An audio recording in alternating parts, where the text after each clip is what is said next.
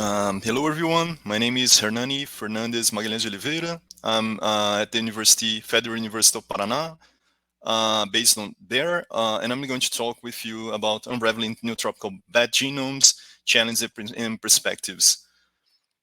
So I'm going to address basically three main challenges of sequencing bat diversity, mostly focused on Brazil, which is one of the largest neotropical countries in terms of area.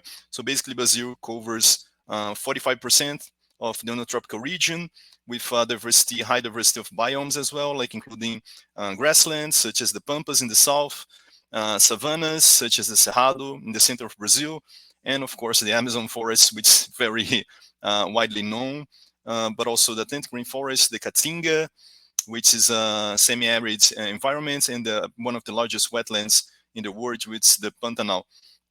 So basically, Brazil's size is a boost for neotropical bat diversity here. So we have around 10% of bat diversity worldwide, which we're going to talk about a little bit more later. But also, it's also a challenge because we have very remote areas, especially across the Amazon, where the access through roads is very hard because basically there are no roads, and rivers, even rivers can be hard to reach because some pets are quite isolated and protected still. So basically, one of the most remote areas that we have probably around the world is still here in Brazil, across the Amazon, especially the western portion of the Amazon forest, which is more preserved in comparison to the east and the southern portion.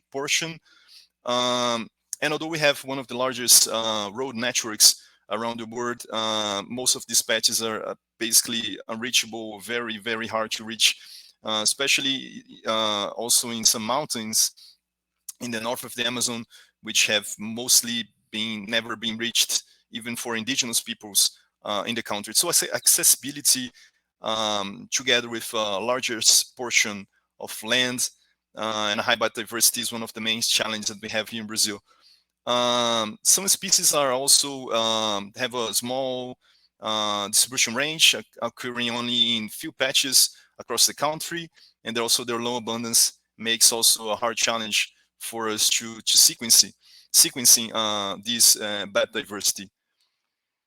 The second challenge that I'm going to talk about is also a high bat diversity, which is one of the things that excites and people about Brazil, but also it's one of the biggest challenges that we have here.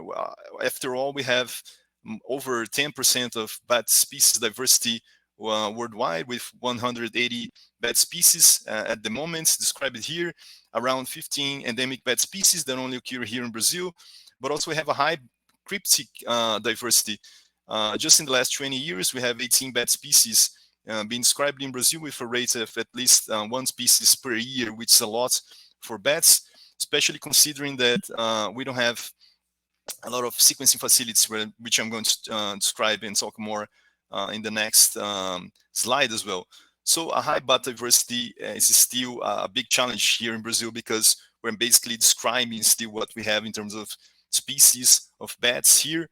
And until we are able to reasonably know what actually we have here in Brazil in terms of bat species, and we're still describing a lot of new species, it's hard for us to understand completely the full picture of the bat diversity that we have here in the neotropics, especially here in Brazil, which comprises 45% of the neotropical region. And last but not least, we have a lack of sequencing centers still here in Brazil. So especially in the Amazon, we actually acquired funding for one of the first sequencing centers in the southern portion of the Amazon, in the region of the Araguaia River. But also this doesn't decrease the sequencing costs that we have here in Brazil. Although the sequencing costs have decreased worldwide, they're still quite high for a currency here in Brazil, which is the real, and also still pose a big challenge for us to sequencing bat diversity, especially in large proportions as well. So sequencing costs, together with lack of research facilities, potentially some bioinformatic expertise, but this is not one of the most biggest challenges that we have here. Still is slowing down like the rates that we have been describing, understanding genomes across neotropics, but especially here in Brazil. And that's the main topics that I was going to talk about here in this talk. I would like to thank you for your attention. And if you have any doubts, you can reach me at Oliveira, BOHH, at gmail.com. Thank you very much. See you next time.